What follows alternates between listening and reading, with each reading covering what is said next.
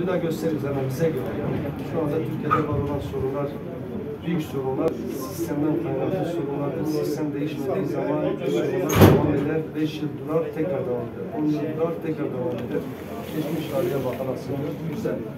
Bize göre sistemi elden geçirmek lazım, değiştirip dönüştürmek lazım. Siyasi meselelerde de böyledir, usuliyetler meselesinde böyledir, ekonomi meselesinde de böyledir. Geçen sene 900 sattık. Çok hava kirliliğine de sebep oluyor mu şuna?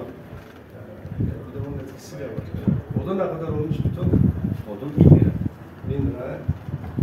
Şimdi bize daha önce kaloriferli, sonra doğal gaza geçtiğimiz için artık kömür fazla kimse kullanmıyor bizim o taraflarda. Buralarda da aslında doğalgaz geldiği için azalacak. Evet, siz de sektör değiştirmeniz lazım ona göre.